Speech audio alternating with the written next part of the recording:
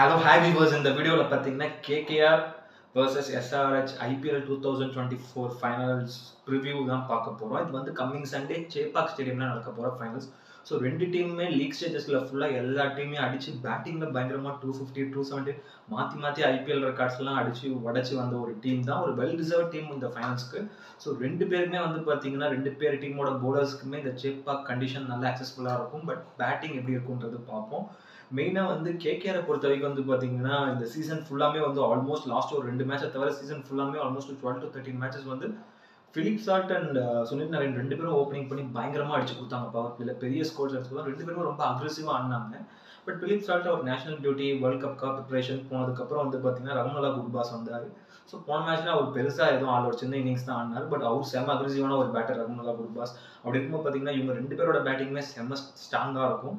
Most probably CSK இப்போ இருக்க finals ட்ராக்கும் வந்து எனக்கு தெரிஞ்சு ஓரளவு ஒரு மீடியமாக பேட்டிங் ஆக்சஸ் பண்ணக்கூடிய ஒரு ட்ராக்காக தான் இருக்கும். அதனால ரெண்டு பேரோட பேட்டிங்கும் பவர் பிளேல ரொம்ப பயங்கரமாக தேவைப்படும். ஏன்னா பவர் பிளேல எப்படி இருந்தாலும் ஆப்போசிட்டில் போட போகிறது வந்து பார்த்தீங்கன்னா ஸோ எஸ்ஆர்ஹெச்ல வந்து Pat Cummins and Bhuvneshwar Kumar and Natarajan இவங்க 3 பேர் தான் போட போகிறாங்க. மோஸ்ட்டாக வந்து ஸ்பின்னர்ஸ் யூஸ் பண்ணுவாரா இல்லையான்றது கண்டிஷன்ஸை பொறுத்து தான் தெரியும். அப்படி இருக்கும்போது வந்து பார்த்தீங்கன்னா இவங்க ரெண்டு பேருமே பேசர்ஸ் பயங்கரமாக ஆடக்கூடியவங்க. எஸ்பெஷலி ரகுநலா குல்பாஸ்லாம் பால் மாட்டுச்சுன்னா வச்சு செஞ்சுட்டு போயிடுவார். அந்த அளவுக்கு ஒரு பயங்கரமான ஆடிட்டர். சுனில் நரேனும் சொல்லவே தேவையில்லை. இவங்க ரெண்டு பேரோட ஸ்டார்ட் கண்டிப்பாக முக்கியமாக இருக்கும். ஏன்னா ஒரு நல்ல ஸ்கோர் போகணும். ஏன்னா இன்னைக்கு மேட்ச்லேயே பார்த்தீங்கன்னா ஒரு 175+ ரன்ஸ் ஒரு சூப்பர் டிஃபெண்டபிளான ஒரு ஸ்கோராக இருந்தது. அப்படி இருக்கும்போது கேகேஆர் டாஸ் ஜெயிச்சாலும் சரி டாஸ் தோத்தாலும் சரி அவங்க சேஸ் பண்ணும்போதும் சரி நல்ல ஸ்டார்ட் அவங்க கொடுத்து தான் ஆகணும் எஸ்ஆர்ஹெச் பவுலர்ஸ்க்கு எதிர்க்கு. ஏன்னா ஃபர்ஸ்டே அவங்க ஒரு ஃபாஸ்ட் பவுலர்ஸ் அடிச்சு பழகிட்டாங்கன்னா அந்த ஒரு கவர் பிளேக்குள்ள, அதுக்கப்புறம் அவங்க ஸ்பின்னர்ஸ் அது போக பிச்சு எப்படி அக்சஸ் ஆகுதோ அதை மெயின்டைன் பண்ணி அடிச்சுட்டு போயிடலாம். அட் த சேம் டைம் இந்த சைட்லேயே வந்து பார்த்தீங்கன்னா Travis head and then like Abhishek Sharma ரெண்டு பேரும் பெருசாக பார்ட்னர்ஷிப் போட்டு ரொம்ப நாள் ஆச்சு. நான் பார்த்து ஒரு 4-5 மேட்ச் ஆகுது. ரெண்டு பேருமே வந்து லீக் மேட்சஸ் கூட சேர்த்து இப்போ இருக்க பிளே ஆஃப்ஸும் சேர்த்து அந்த அளவுக்கு ரெண்டு பேரும் பெருசாக ஃபார்ம்ல இல்லை. அதுதான் உண்மையான ஒரு விஷயம். இவங்க ரெண்டு பேரும் நம்பி தான் இந்த சீசன் ஃபுல்லாக இந்த டீம் இருந்தது. பேட்டிங் லைனுக்கு மட்டும் நான் சொல்கிறேன், பவுலர்ஸ் நல்லா தான் போட்டு வந்தாங்க எஸ்ஆர்ஹெச்ல. பட் அப்படி இருக்கும்போது பேட்டிங் வந்து பார்த்தீங்கன்னா Travis head and Abhishek Sharma இவங்க ரெண்டு பேரும் நம்பி தான் இந்த சீசன் ஃபுல்லாக இருந்தது.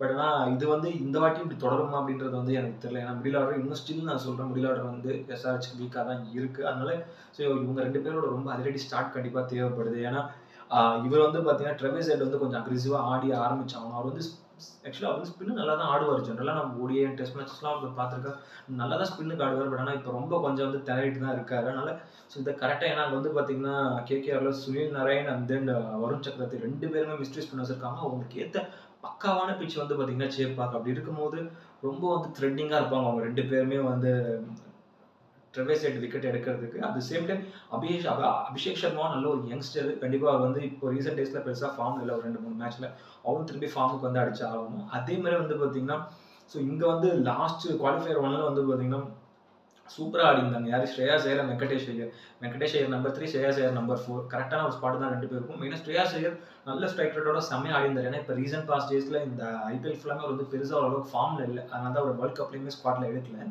அப்படி இருக்கும்போது இதில் வந்து ரொம்ப ஒரு கம்பேக் கொடுத்து ஒரு நல்ல ஒரு இன்னிங்ஸ் ஆடினார். அது மாதிரி வெங்கடேஷ் ஐயர் உண்மையில வந்து நல்ல ஒரு talented auditor, left hand player. நல்லா அவர் ஆடுற ஒவ்வொரு ஷாட்ஸுமே அப்படி இருக்கும். அந்த மிட் விக்கெட் மேலே அடிக்கிற ஷாட்ஸ்லாம் வந்து பார்த்தீங்கன்னா சரியான ஒரு பேட்டர். அவரை கரெக்டாக கேகேஆர் வந்து இந்த சீசன் வந்து பேட்டிங் லைனப்பில் அதிகமாக அனுப்பல. முக்கியமான மேட்சாக பார்த்து அமைச்சாங்க கரெக்டாக நம்பர் 3. ஏன்னா அவர் அப்பப்போ கீழே அமைக்கி விட்டாங்க. லைக் ஒரு 2 சீசன் முன்னாடிலாம் வந்து ஓப்பனராக வந்து ஆடிருக்காரு. அதனால அவருக்குன்னு ஒரு கரெக்டான ஒரு ஸ்பாட் இல்லை. பட் இந்த வாட்டி கரெக்டாக ஃபைன் பண்ணி அவர் வந்து நம்பர் 3ல கௌதம் கம்பீர் இறக்கி விட்டுருக்காரு. ஒரு கரெக்டான ஒரு பேட்டர். ஸோ அவரும் ஸ்ரேயாஸ் ஐயர் அந்த மிடில் ஓவரில் நல்லா பார்த்துக்கிட்டாங்கன்னா அதுக்கப்புறம் வந்து பார்த்தீங்கன்னா ஆண்ட்ரே ரசல், ரிங்கு சிங் இவங்களாம் வந்து அக்ரெசிவாக ஆடக்கூடிய ஸோ ஆர்டர்ஸ் இருக்காங்க. அதனால அவங்க பேட்டிங் லைனப் நல்லாவே ஸ்ட்ராங்காக தான் இருக்கு என்னை பொறுத்த வரைக்கும். ரகுவன்ஷின்னு ஒருத்தர் இருக்காரு, அவருமே நல்ல ஒரு யங்ஸ்டர் ஆடிட்டு வராரு, நல்ல ஒரு இன்னிங்ஸ். அப்படி இருக்கும் அவங்க பேட்டிங் லைனப் நல்லாவே ஓரளவு ஸ்ட்ராங்காக ஸ்டேபிளாக தான் இருக்கு. பட் ஆன் அதர் சைடு இந்த பக்கம் வந்து பார்த்தீங்கன்னா எஸ்ஆர்ஹெச்சை பொறுத்த வரைக்கும் மிடில் ஆர்டர் கொஞ்சம் வீக்காக தான் இருக்கு. ராகுல் திரிபாதி லாஸ்ட் 2 மேட்ச் கொஞ்சம் நல்லா ஆடிட்டு வராரு. பட் ஆனால் ஸ்டேபிளாக கொஞ்சம் லாங் இன்னிங்ஸ் இந்த மாதிரி முக்கியமான மேட்சஸ்ல 20 ஓவர் வரைக்கும் ஒரு பேட்டர் ஆனா தான் அந்த டீமோட ஸ்கோரே பெரிய ஸ்கோர் வரும். ஏன்னா எல்லாரும் 5 ஓவர் 3 ஓவர்னு கொஞ்சம் ஆடிட்டு போனாங்கன்னா அங்கே வந்து ஸ்கோர்ஸ் வந்து பெருசாக அடிப்படை தான் செய்யும் ரன்ஸ். அப்படி இருக்கும்போது ராகுல் திரிபாதி கொஞ்சம் ஸ்டேபிளாக இன்னும் ஸ்டெடி இன்னிங்ஸ் ஆடி ஆகணும். பட் அவர் இவ்வளோ ஆடுறதே பெரிய விஷயம். ஏன்னா இதுக்கு முன்னாடி அவருக்குலாம் சான்ஸ் கொடுத்தா 10 மேட்ச்க்கு ஒரு மேட்ச் தான் அடிப்பாரு. அந்த மாதிரியான ஒரு இன்கன்சிஸ்டன்ட் பேட்டர் தான் அவர். பட் பார்ப்போம் இங்கே அவர் வந்து கண்டிப்பாக நல்லா ஆடி அவங்க சேப்பாங்க. ஏன்னா இன்னைக்கு பார்த்தீங்கன்னா வந்து லைக் இப்போ நடந்து முடிஞ்ச குவாலிஃபயர் 2லேயே அவர் வந்து நல்லா தான் ஆடினாரு. கண்டிஷனுக்கு ஏற்ற மாதிரி நல்ல ஒரு 200 ஸ்ட்ரைக் ரேட்டில் ஆனார். அவரோட பேட்டிங் ரொம்ப முக்கியமாக இருக்கும். அது போக லைக் அவங்களுக்கு வேறு மிடில் ஆர்டரில் கொஞ்சம் பிரச்சனை இருக்க தான் செய்யுது பேட்டிங்கில். நிதிஷ் ரெட்டி அவரும் வந்து எப்போவா தான் ஆடுறாரு. ரொம்ப வந்து ஒரு லாங் இன்னிங்ஸ் ஆட மாட்டாரு. இதுக்கு முன்னாடி ஒரு அக்ரெசிவ் இன்னிங்ஸ்லாம் வந்து லீக் மேட்சஸ்லாம் வந்து சூப்பராக ஆடிந்தார், ஒரு 70+ ரன்ஸ்லாம் அடிச்சிருந்தாரு. பட் அது மாதிரி என்ரிக் ஆலிசன் அவரும் வந்து பார்த்தீங்கன்னா முடிஞ்ச அளவுக்கு ஒரு கான்ட்ரிபியூஷன் கொடுக்குறாரு லோயர் டவுன் த ஆர்டரில் வந்து. பட் அவரும் இன்னும் பெரிய இன்னிங்ஸ்லாம் அவர் ஆடினாருன்னா அசால்ட்டாக 220 230ன்ற மாதிரி வரும். அதனால இவங்களுக்குமே ஓரளவு ஓகேவான ஒரு பேட்டிங் லைனப் தான் இருக்கு. ஸோ அதனால வந்து பார்த்தீங்கன்னா இவரெல்லாம் வந்து பார்த்தாங்க. ஏன்னா என்ரிக் ஆலிசன், அதே மாதிரி இவர் நிதிஷ் ரெட்டி இவங்கலாம் வந்து பார்த்தீங்கன்னா இந்த சைடு பார்த்தீங்கன்னா அர்ஷித் ராணாலாம் சூப்பராக இருந்து போடுறாரு. அட் தி சேம் டைம் வந்து மிச்சல் ஸ்டாக்கும் நல்லா தான் போடுறாரு. பட் அந்த 2 மிஸ்ட்ரி ஸ்பின்னர்ஸ் கிட்ட தான் இவங்க பார்த்து ஆகணும். ஏன்னா என்ரிக் ஆலிசன் ஸ்பின்னர்ஸ் நல்லா தான் அடிப்பார். பட் சேப்பாக் கண்டிஷன்ஸில் இப்போ பார்த்தீங்கன்னா பால்லாம் பயங்கரமாக திரும்புது. அப்படி இருக்கும்போது கொஞ்சம் பார்த்து தான் ஆடி ஆகணும். யோசிச்சு பாருங்க, இப்போ வந்து கேகேஆர் டாஸ் ஜெயிச்சு ஒரு ஃபர்ஸ்ட் பவுலிங் வந்து எடுக்கிறாங்கன்னா, லைக் வந்து ஃபர்ஸ்ட் பவுலிங்கே எடுக்கிறாங்கன்னா ஃபர்ஸ்ட் டைம்ல கொஞ்சம் என்னதான் டியூ இருந்தால் கூட அந்த ஃபர்ஸ்ட் ஹாஃப்ல டியூ இருக்காதுன்னு வச்சுக்கோங்களேன். பட் அந்த இடத்துல இந்த மாதிரி டேர்னிங் ட்ராக் கொடுத்து நல்லா பவுலிங் போட்டாங்கன்னா கண்டிப்பாக இவங்களால எஸ்ஆர்எச்சால் ஒரு 160 கூட அடிக்க முடியாது. ஏன்னா அந்த 2 பவுலர்ஸை பார்த்து ஆடி ஆகணும். எஸ்பெஷலி பார்த்தீங்கன்னா வருண் சக்கரவர்த்திலாம் பயங்கரமாக போடுறாரு, வேரியேஷன்ஸ் செமையாக இருக்கனால அவரை வந்து ரொம்ப பார்த்து ஆடி ஆகணும் எஸ்ஆர்எச் பொறுத்தவரைக்கும் வந்து பார்த்தீங்கன்னா. அதே மாதிரி இதில் வந்து பார்த்தீங்கன்னா இவங்க டீம் வந்து பிளேயிங் லெவன் நல்லா தான் இருக்குது எனக்கு தெரிஞ்சு. இதே நீட்டான இந்த பிளேயிங் லெவனை எஸ்ஆர்எச் கொண்டு போகலாம். கேகேஆர் என்னை பொறுத்த வரைக்கும் நல்ல ஒரு பிளேயிங் லெவன் தான், ஒரு நீட்டான ஒரு பிளேயிங் லெவன் தான் வச்சு கொண்டு போகலாம். அவங்க வந்து நிறைய இந்த டொமஸ்டிக் பவுலர்ஸை நம்பி இருக்காங்க. ஸோ ஸ்பின்னர்ஸை பொறுத்த வரைக்கும் வந்து பார்த்தீங்கன்னா சுனில் நாராயண் ஒரு வெளிநாட்டு ஸ்பின்னர், அவரை நம்பி அவர் நல்ல ஒரு மிஸ்ட்ரி ஸ்பின்னர். அதே மாதிரி நல்ல மீடியம் பேஸும் வந்து பார்த்தீங்கன்னா ஆண்ட்ரே ரசல் போடுவார். அவர் சொல்லி கலாச்சிட்டு இருப்பாங்க கமெண்ட்ல, தேங்காய் உடைப்பாருன்னு. அந்த மாதிரி ஒரு பவுலர் அவர். என்னைக்கு வேணா அவரோட பால் வந்து மாட்டோம். அவர் வந்து ஷஃபில் தாக்கூர் மாதிரி தான், ரன்ஸ் அதிகமாக கொடுத்தாலும் விக்கெட் எடுத்துருவார். அதே மாதிரி ஹார்டிட்டர் வேற பார்த்துக்கோங்க எந்த மாதிரி ஒரு பேட்டிங் லைனப் அவங்களுதுன்றது. அதனால எனக்கு பொறுத்த வரைக்கும் வந்து பார்த்தீங்கன்னா இப்போ வந்து ஃபைனல்ஸ் வந்து யார் வேணா ஜெயிக்கலாம். ஏன்னா இப்போ நம்ம ப்ரிடிக்ட் பண்ண முடியல ஒருத்தர் ஜெயிப்போம் ஒருத்தர் ஜெயிக்கன்னா. 2 பேருமே வந்து ஈக்குவலி வெல் பேலன்ஸ்டாக தான் இருக்காங்க. பேட்டிங்கை பொறுத்த வரைக்கும் சரி, பவுலிங்கை பொறுத்த வரைக்கும் சரி. என்ன பேட்டிங்கை பொறுத்த வரைக்கும் கன்சிஸ்டண்ட்டாக ஆடுவாங்க அப்படின்ற ஒரு நம்பிக்கையில் வந்து பார்த்தீங்கன்னா அது வந்து எஸ்ஆர்எச் கேகேஆர் ஒரு படி அதிகமாகவே இருக்காங்க, பவுலிங்கும் சரி.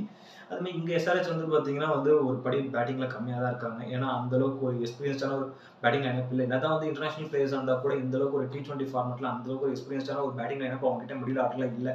அது ஒரு பெரிய மைனஸாக தான் இருக்குது. அப்போ ஒரு பேட் கமிங் கேப்டன்சியில் அவர் இப்போ கேப்டன் வந்ததுக்கப்புறம் எஸ்ஆர்எச் டீம் நல்லா தான் ஆடிட்டு இருக்காங்க.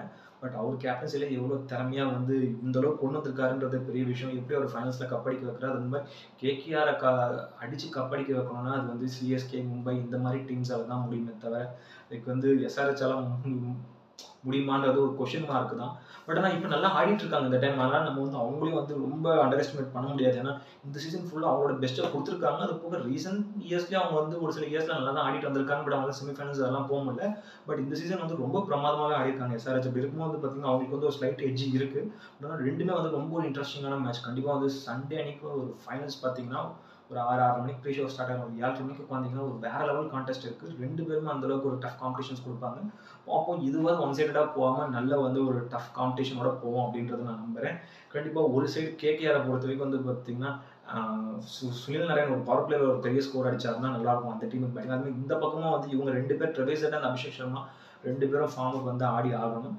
பொறுத்திருந்து பார்ப்போம். 2 ஆஸ்திரேலியன்ஸ் வந்து ஃபைனல்ஸில் விளையாடுறாங்க. ஒன்று வந்து பார்த்தீங்கன்னா பேட் கமின்ஸ் இந்த டீமில் எஸ்ஆர்எச்சில், இந்த டீமில் வந்து பார்த்தீங்கன்னா மிச்சல் ஸ்டார்க்கு கேகேஆரில் பார்ப்போம். அதே மாதிரி 2 தமிழர்கள் இந்த பக்கம் ஆடிட்டு இருக்காங்க. ஒரு பக்கம் வருண் சக்கரவர்த்தி, இன்னொரு பக்கம் வந்து பார்த்தீங்கன்னா நடராஜன். ஸோ எப்படி இருந்தாலும் இந்த வாட்டி நம்ம சேப்பாக் நம்ம சென்னை ஸ்டேடியமில் கப்படிக்க போகிற டீம், அந்த கப் வந்து ஒரு தமிழன் கிட்ட தான் இருக்க போகுது.